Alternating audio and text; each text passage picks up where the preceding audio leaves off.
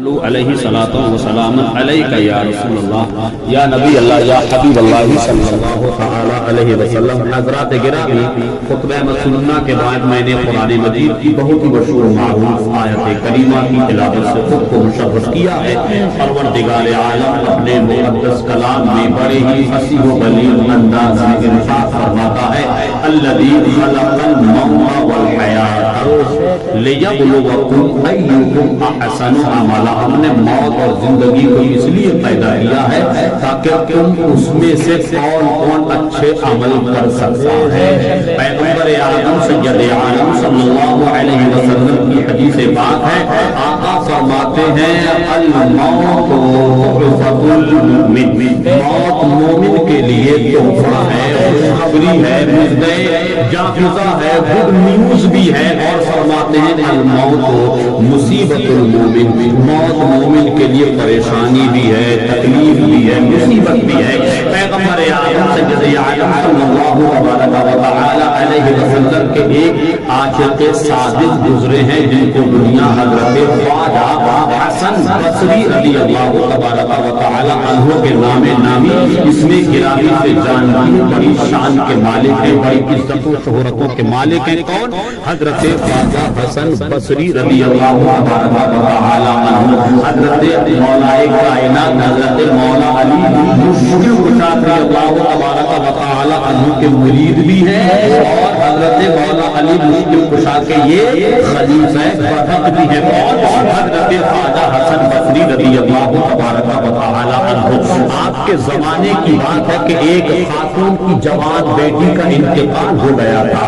اور انتقال پرملال کے کچھ زمانے کے گزر جانے کے بعد ایک ماں نے اپنی بیٹی کو خواب میں دیکھا تو کیا دیکھا کہ جہنم کا سخت سے سخت عذاب اس کی بیٹی کے اوپر مسلط کر دیا گیا ہے، یعنی جہنم کی آگ کے حوالے اس کی جوان بیٹی کو کر دیا گیا ہے۔ اب ایک ماں اپنی بیٹی کو خواب میں آگ میں جہنم میں جلتا ہوا دیکھے تو بے چینی بڑھ جانا چاہیے، بے قراری بڑھ جانا چاہیے، تکلیف بڑھ جانا چاہیے۔ ایک باپ اپنے بیٹوں کو دیکھے، بیٹا باپ کو دیکھے، بھائی بھائی کو دیکھے، بھائی بہن کو دیکھے، بہن بھائی کو اس کنڈیشن میں خواب میں دیکھے، اٹھ کے بیٹھ جائے گا، بے چینی بڑھ جائے گی، اللہ اللہ کر کے وہ کسی طریقے سے کروٹیں گزارے گا، رات گزارے گا۔ اسی عالم نے اس خاتون نے اللہ اللہ کر کے کروٹوں پہ کروٹیں بدل کے رات گزاری، صبح نماز فجر ادا فرمانے کے بعد یہی خاتون حضرت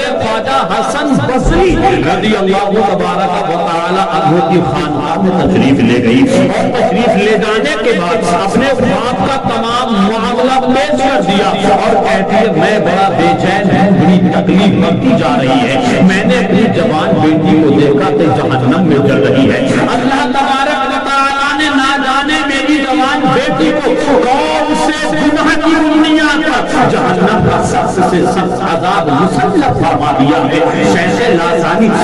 مرشد حضور والا میرے خواب کا جواب دے دیجیے، میرے خواب کی تعبیر کیا ہے؟ حضرت خواجہ حسن بصری رضی اللہ تعالی عنہ سنتے ہیں، اور سننے کے بعد ارشاد فرماتے ہیں گھر جاؤ، نماز پنجگانہ کی عادت اپنا لو، نماز عشاء ادا کرنے کے بعد جب تو بستر استراحت پر جاؤ، یہ وظیفہ پڑھنا، یہ اوراد و وظائف میں مشغول ہو جانا، کل خواب کی تعبیر آج تمہیں دیکھنے کو مل جائے گی۔ یہ بات خواجہ حسن بصری کی خانقاہ سے نکلی، اپنے مکان کی طرف رواں ہے رات گزرنے کے لیے، وہ اپنے مکان پر پہنچ رہی ہے۔ اسی دن شام کا سورج غروب ہو رہا تھا، اور جس قبرستان میں اس کی جوان بیٹی کو سپرد خاک کیا گیا تھا، مدفون کیا گیا تھا، اسی قبرستان کے دروازے پر ادھر حضرت خواجہ حسن بصری اپنی خانقاہ میں نماز مغرب کی تیاری کر رہے ہیں، یہ اپنے گھر میں نماز مغرب کی تیاری کر رہی ہے۔ قبرستان کے دروازے سے اللہ کے ایک نیک بندے کا گزر ہوتا ہے، ایک محبوب خدا کا گزر ہوتا ہے، کی چپل اتارنے کے بعد قبرستان کے دروازے کے اندر داخل ہوتے ہیں، اور انہیں السلام علیکم یا اہل القبور، وہ قبر میں رہنے والوں اللہ کی طرف سے ان پر سلام کی نازل ہو۔ اللہ کا نیک بندہ قبرستان کے اندر پہنچا، اور ایک مرتبہ مصطفیٰ جان رحمت صلی اللہ علیہ وسلم سے دل سے درود شریف پیش کیا اب اللہ کی بارگاہ میں درود کا تحفہ پیش کیا جا رہا ہے وہ اللہ کا نیک بندہ قبرستان کے دروازے پہ کھڑے ہو کر کے دعائیں کرتا ہے مولا تیرے ارشاد گرامی کے مطابق ہم نے درود پاک پڑھ لیا ہے تیرے حبیب کی بارگاہ میں پیش کر دیا ہے مولا تو اپنے فضل سے سرکار کے صدقے میں نے جو درود پاک پڑھا ہے اس کی برکت سے اس قبرستان میں جتنے سپرد خاک ہیں جتنوں کو اب تک مدفون کیا گیا ہے مولا ان سب کے گناہوں کی بخشش فرما کر اگر یہ جہنم میں ہے مولا تو اپنے فضل سے اپنے رحم و کرم سے مصطفیٰ کے صدقے میں درود پاک کے پڑھنے کی برکت سے اگر یہ یہاں جتنے مدفون ہیں سب جہنم میں ہو تو تو اپنے فضل سے ان سب کو جنتی بنا دے سب کو جنت کا حقدار بنا دے اللہ کے نیک بندے نے گزر وہاں سے درود شریف پڑھا اور اس کا کوئی رشتہ نہیں تھا اس کا کوئی اپنا عزیز دوست احباب وہاں پر مدفون نہیں تھا مومن کی شان یہ ہے کہ محمد کی محبت خون کے رشتوں سے اعلیٰ ہے محمد کی محبت خون کے رشتوں سے اعلیٰ ہے یہ وہ ہوتا ہے جو دنیاوی قانون کے رشتوں سے اعلیٰ ہے آج ہم قبرستان میں کب جاتے ہیں جب ہمارا والد قبرستان میں ہو ہماری والدہ قبرستان میں ہو ہمارا کوئی عزیز قبرستان میں ہو ہمارا کوئی دوست قبرستان میں ہو تب ہم قبرستان میں جانا پسند کرتے ہیں جب ہم قبرستان میں جاتے ہیں کہ چلو اپنے دادا کے لیے دعا کر لی جائے اپنی دادی کے حق میں دعا کر لی جائے اپنے گھر والوں کے حق میں دعا کر لی جائے نہیں یہ بنیاد نہیں اس بنیاد کا مت جایا کرو کہ میرا رشتے دار ہے تب جاؤں گا نہیں قبرستان جیسی جو منزل ہے وہاں سب تمہارے اپنے ہیں اسلام کی بنیاد پر سب تمہارے دوست ہیں سب تمہارے عزیز ہیں سب تمہارے رشتے دار ہیں تم دعائیں کیا کرو ایک مرتبہ یا 4 مرتبہ جتنی مرتبہ درود شریف پڑھنا چاہو سب کے حق میں دعا کیا کرو جب سب کے حق میں دعا کرو اگر تمہارا والد اس قبرستان میں ہے یا تمہاری والدہ اس قبرستان میں ہے آپ اس کے سب کے حق میں دعا کرنے کے بعد آپ اپنے رشتے دار کے لیے دعا کریں گے تو انشاءاللہ رب کا کرم ہوگا سب کا بیڑا پار سبحان اللہ اللہ کے اس نیک بندے کا کوئی رشتے دار قبرستان میں مدفون نہیں تھا مگر اللہ کے اس نیک بندے نے درود شریف پیش کیا رب کی بارگاہ میں اللہ کا کرم دے کے خاتون اپنے گھر میں ہے خواجہ حسن بصری اپنی خانقاہ میں ہے اللہ کا نیک بندہ درود شریف پڑھ کے اپنی منزلوں کی طرف آباد ہے اب رات ہو رہی ہے عشاء کی نماز ادا فرمانے کے بعد طویل اوراد و وظائف مکمل کرنے کے بعد حضرت خواجہ حسن بصری بستر استراحت پر تشریف لے جاتے ہیں تو کل اس کی ماں نے خواب میں دیکھا تھا لیکن آج حضرت خواجہ حسن بصری رضی اللہ تعالی عنہ جوان بیٹی کو خواب میں دیکھ رہے ہیں تو کیا دیکھ رہے ہیں اب وہ جہنم کے آگ کے حوالے نہیں ہے جہنم کا عذاب پر مسلط نہیں کر دیا گیا بلکہ جنت میں ٹہلتی ہوئی نظر آ رہی ہے جنتی بنا دیا گیا ہے جنت کا حقدار بنا دیا گیا ہے جنت کا حق ادا کر دیا گیا اٹھ کے بیٹھ جاتے پوچھتے بیٹی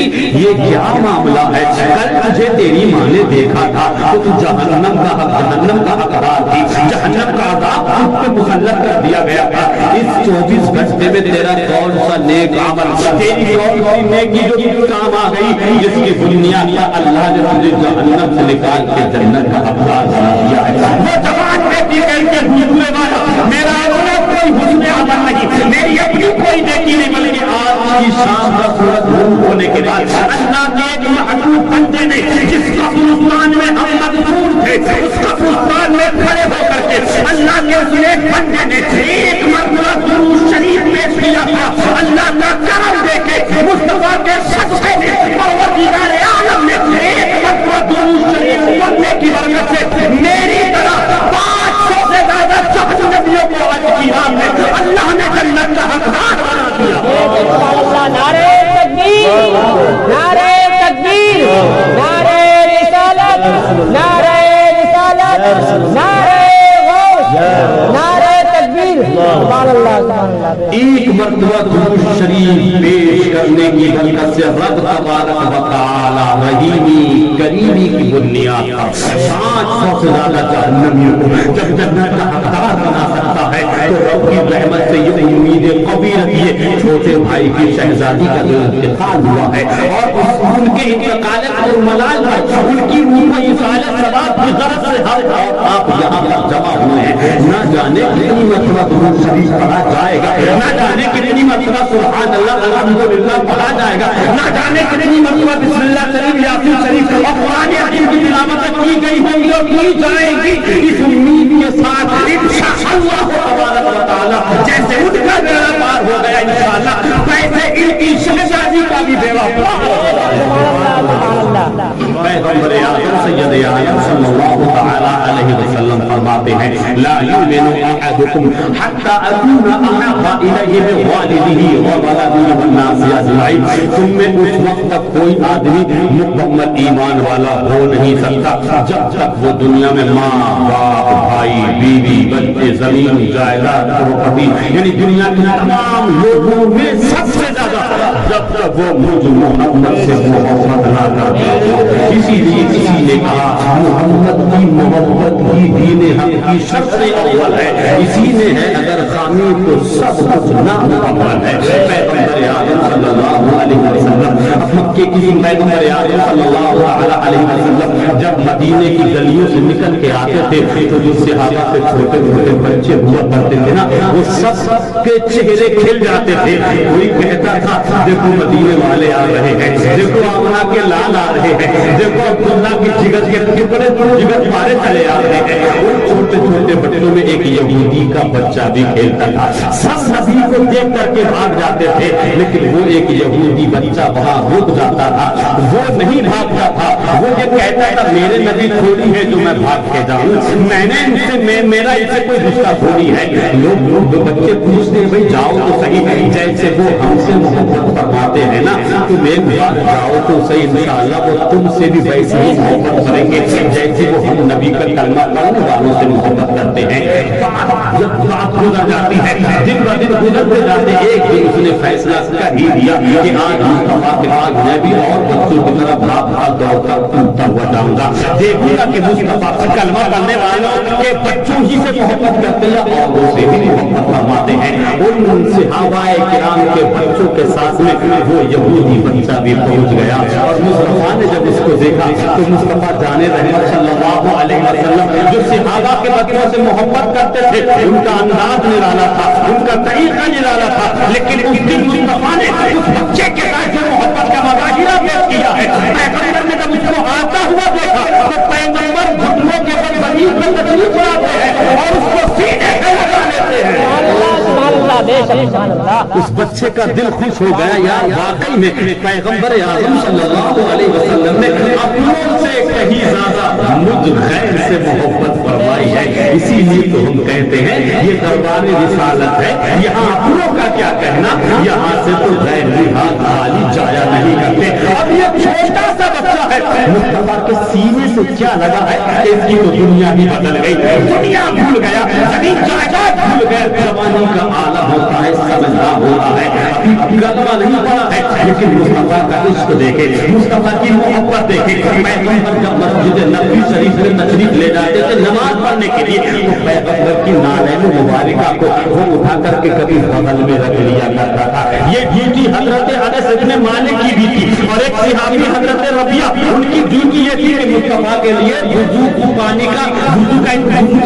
انتظام کیا جاتا تھا. لیکن یہ نوجوان یہودی جب پیغمبر کو دیکھتا کہ حجرہ عائشہ سے نکل کے مسجد نبوی شریف میں تشریف لے جا رہے ہیں, مسجد نبوی شریف کے دروازے پر میرے آقا اپنی نالین مبارکہ کو اٹھا کر رکھ کے نماز پڑھنے کے لیے اندر تشریف لے جاتے. یہ نوجوان یہودی ان جوتیوں کو نالین مبارکہ کو اٹھا کر کبھی سر پہ رکھتا تھا, کبھی کندھے پہ رکھتا تھا اور کبھی بدن میں رکھوا لیتا تھا, کبھی ان کو چومتا تھا, کبھی بوسہ دیتا تھا. میں کہتا ہوں کتنا خوش نصیب تھا وہ نوجوان جو مصطفیٰ کی نالین مبارکہ کو سر پہ رکھتا ہے, کبھی کاندھے پہ رکھتا ہے, کبھی بوسہ دیتا ہے, کبھی سینے سے لگاتا ہے, کبھی بغل میں سناتا ہے. اس کی حقیقت کو دیکھتے بڑے جی کے تاجدار نے کہا تھا کہ سر پہ رکھنے کو مل جائے تو نالین پاک حضور تو پھر کہے کہ تاجدار ہم بھی ہیں. سر پہ में रखने को मिल जाए जो नालैन पाके हुजूर, तो फिर कहे कि ताजदार हम भी हैं। सहाबा उसके इस अमल को देख करके खुश नहीं होते थे। एक मर्तबा किसी सहाबी ने पूछ लिया, ए नौजवान ये बता आखिर क्या वजह है मुस्तफा की नालैन का तू कभी बदल में छुपाता है, कभी सर का ताज बनाता है, कभी सीने से लगाता है, ये इश्क है तो है कैसा, ये मोहब्बत है तो कैसी है? वो कहता है मेरा इश्क ये है कि मैं नहीं चाहता कि मुस्तफा की नालैन पे किसी का पैर पड़े या किसी की चप्पलें पड़े। जब नबी तशरीफ लाते नमाज मुकम्मल फरमाने के बाद बदनों से निकाल कर नबी की बारगाह में पेश कर देता। ये सिलसिला पूरी जवानी इसके साथ रहा। एक मर्तबा क्या हुआ, काफी दिनों से वो नौजवान मुस्तफा को नहीं दिखा। दरवाजे मस्जिद नबी शरीफ पर आता था लेकिन वो नहीं दिखा। नबी मस्जिद नबी शरीफ में जब चाहते थे ज़ुहर की नमाज के बाद, फजर की नमाज के बाद सहाबा को रोक लेते थे, बाबू नसीहत का सिलसिला शुरू हो जाता था। बाबू नसीहत का सिलसिला जारी होता है। आका फरमाते वो नौजवान यहूदी लड़का बहुत दिनों से देखा नहीं है, क्या बात है, क्या उसकी तबीयत ठीक ठाक है, कोई दिक्कत कोई परेशानी वो दिख नहीं रहा है। किसी सहाबी ने कहा या रसूल अल्लाह बिना अभी वो अम्मी हमारे बाबा बाप पे कुर्बान हो जाए या रसूल अल्लाह, सुनने में आया है कि वो बिस्तरे मर्द पर मौत और जिंदगी की करवटें ले रहा है। पैगंबर कहते हैं ठीक उनको जल्दी जल्द उसकी आयादत के लिए जाओ। आयादत के ताल्लुक से नबी फरमाते हैं तुम्हारा कोई रिश्तेदार दोस्त वहाबा अजीज, अगर तुम्हारा कोई खानदान परिवार वाला बेचारा बीमार है, बिस्तरे मर्ग पर है, मौत और जिंदगी की करवटें ले रहा है, अल्लाह की इबादत करने का भी हुक्म दिया है और बंदों की आयादत करने का भी हुक्म दिया है। इबादत अल्लाह की होती है, आयादत बंदों की होती है। अब आयादत के ताल्लुक से मुस्तफा की जुबान से निकले हुए अल्फाज मुलाहिजा फरमा लीजिए। पैगंबर फरमाते हैं जब कोई मोमिन अपने मोमिन भाई को देखने के लिए यानी उसकी बीमार मिजाज कुर्सी के लिए उसकी आयादत के लिए जाता है, अगर वो सुबह को जाता है ना तो उसके हक में शाम तक 70,000 फरिश्ते मग़फ़िरत की दुआ करते हैं। और यही मुसलमान जब दूसरे को देखने जाता है शाम को तो सुबह तक 70,000 फरिश्ते उसके हक में मग़फ़िरत की दुआ करते हैं। सुभान अल्लाह। मुहासबा करें, गौर फिक्र करें हम कितने गुनाहगार बदकार आदमी, लेकिन हमने करा क्या? 100-200 रुपया खर्च ही तो किया था अपने रिश्तेदार को देखने के लिए, अपने अजीज को देखने के लिए, लेकिन इनाम क्या मिल रहा है, रिजल्ट क्या निकल के आ रहा है? नबी फरमाते हैं कि सुबह जाएगा ना तो शाम तक 70,000 फरिश्ते उसके हक में मग़फ़िरत की दुआ करेंगे और शाम को जाएगा तो सुबह तक 70,000 फरिश्ते उसके हक में मग़फ़िरत की दुआ करेंगे। मस्जिद नबी शरीफ से निकले सहाबा का काफिला है, यहूदी के मकान पर पहुंच गए और उधर उसका हाल देखो, उसका इश्क देखो, उसकी मोहब्बत देखो। वो अपने घर वालों से कहता है मुझे दुनिया के तबीब की जरूरत नहीं है, मुझे दुनिया के इलाज मुआवजे की जरूरत नहीं है, मुझे दुनिया के डॉक्टर हकीम की जरूरत नहीं है। मेरे घर वालों अगर तुम मुझ पर एहसान करना चाहते हो तो मुझे अल्लाह के हबीब की ज़ियारत कराओ। मेरी बीमारी का इलाज तो मुस्तफा के कदमों में है, मेरी बीमारी का इलाज तो अल्लाह के हबीब की बारगाह में। ये अपने घर वालों से इल्तिजा कर रहा था। इधर मुस्तफा जाने रहमत सहाबाए किराम के साथ में उसके घर तशरीफ ले जाते हैं और तशरीफ ले जाने के बाद जब नबी उसके करीब में पहुंचे वो उसके बैठना चाहता था, नबी ने उसके सीने पे हाथ रखा, इरशाद फरमाते तकलीफ में न पड़ो, परेशान न हो, तुम लेटे रहो, मैं तुमसे बातचीत करना चाहता हूँ। मुझे पता चला कि एक नौजवान बेचारा मेरी जो खिदमत करता था वो नहीं दिखा, इसलिए मैं बेचैन हो गया, मैं बेकरार हो गया, मैं तुम्हारी आयादत करने के लिए आया हूँ। अब नबी उसके करीब में बैठ के इरशाद फरमाते हैं या अय्युहन्नास ला इलाहा इल्लल्लाह तुफ्लिहून। पैगंबर आज़म ने इरशाद फरमाया कलमा क्यों नहीं पढ़ लेते, इस्लाम में दाखिल क्यों नहीं हो जाते, मुशर्रफ बा इस्लाम क्यों नहीं हो जाते। अब ये नौजवान जब मुस्तफा की जुबान जुबान से ये अल्फाज सुनता है तो अपने घर वालों की तरफ, अपने अब्बा की तरफ आंखों में इशारा करके ये पूछना चाहता है अब्बा जान ये आमना के लाल आए हैं, मुझे कलमे की बात कर रहे हैं, मुझे इस्लाम में दाखिल करने की बात कर रहे हैं, अब्बा जान बताओ तुम्हारा क्या ख्याल है, तुम्हारा क्या इरादा है। आंखों में इशारों में बात कर रही है। उस नौजवान यहूदी का बाप कहता है अरे ये मुस्तफा है, ये अल्लाह के हबीब है और ये सबके घर थोड़ी आते हैं, ये بیوی ہے تجھے میرے گھر دیکھنے آئے، جس میں تیرا اختیار ہے، جو تجھے بہتر لگے وہ کر لے۔ اس نوجوان نے کلمہ پڑھا، اشہد ان لا الہ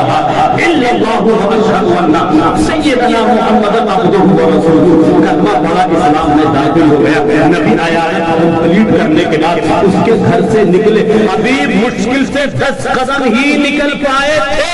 کہ اس کی روح نکل گئی۔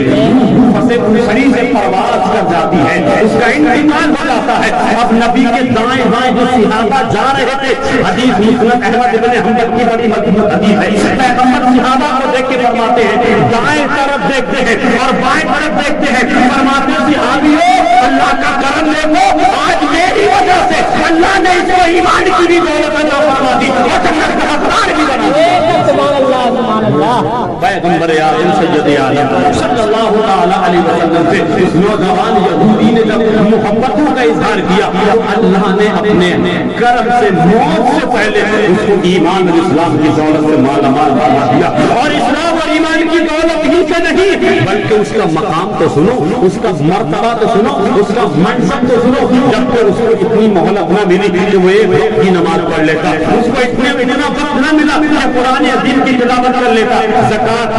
حج، فطرہ یعنی جو اسلام کے فرائض و واجبات تھے اس نے کچھ بھی نہیں کیا، کلمہ پڑھا اور انتقال ہو گیا۔ پیغمبر اعظم صلی اللہ علیہ وسلم کا صحابی بن گیا۔ اور صحابہ کا مقام یہ ہے کہ صحابہ کا مقام ایک طرف اور امت کے سارے ولیوں کا ایک مقام ایک طرف، مگر پھر بھی کوئی ولی امت کا صحابہ کے مقام پر پہنچ ہی نہیں سکتا ہے، کیونکہ یہ جو صحابہ کو مقام ملا ہے یہ حسن و جمال کی بنیاد پر نہیں ملا ہے، مصطفیٰ کی نظر کرم کی بنیاد پر ملا ہے۔ اس لیے پیغمبر اعظم سید عالم صلی اللہ تعالی علیہ وسلم ارشاد فرماتے ہیں، تم میں مکمل ایمان والا وہ آدمی ہے جو مجھ سے دنیا میں سب سے زیادہ محبت فرمائے، اور جو دنیا میں سب سے زیادہ مصطفیٰ جان رحمت صلی اللہ علیہ وسلم سے محبت فرماتا ہے تو پھر اللہ کی خاص نظر کرم اس پہ رہتی ہے، رب کا خاص کرم اس پہ رہتا ہے۔ اس لیے دوستو، بزرگوں، نوجوان ساتھیوں، غور و فکر کرو، اپنے آپ کو سانچے میں، اسلامک سانچے میں ڈھالنے کی کوشش کرو۔ اللہ تبارک و تعالیٰ کی مقدس بارگاہ میں دعا ہے کہ اللہ ہمیں اور آپ کو، تمام عالم اسلام کے خوش عقیدہ مسلمانوں کو سرکار دو عالم صلی اللہ تعالی علیہ وسلم کے وسیلے سے موت کے تصور میں اور خدا کے خوف میں اپنی اپنی زندگی گزارنے کی ہمت اور توفیق نصیب فرمائے۔ پروردگار عالم میرے بولنے میں مقصد صاحبہ لفظ معنی اصطلاحاً لغوی کوئی چھوٹی بڑی غلطی خطا سرزد ہوگی، مولا سب سے پہلے تو اپنے خاص فضل و کرم سے معاف فرما کر اپنی معلوم فرما۔ استغفر اللہ العظیم الجلیل الذی هو غفور رحیم۔ پروردگار عالم جناب چھوٹے بھائی کی جس بیٹی کے انتقال پر منانے کا یہ پروگرام رکھا، ہم نے اور آپ نے اجتماعی طور پر جو سنا اور آگے بھی انشاءاللہ جو پروگرام سننے سنانے کا رہے گا، مولا اس کی برکت سے معلومات سبائل قوائد سارے گناہوں کی بخشش اور مغفرت فرمائے، محبوبہ کو جنت الفردوس میں اعلیٰ سے اعلیٰ مقام نصیب فرمائے۔ اسلام زندہ باد، مذہب اسلام کا زندہ باد، وما علینا الا البلاغ۔ السلام علیکم ورحمۃ اللہ۔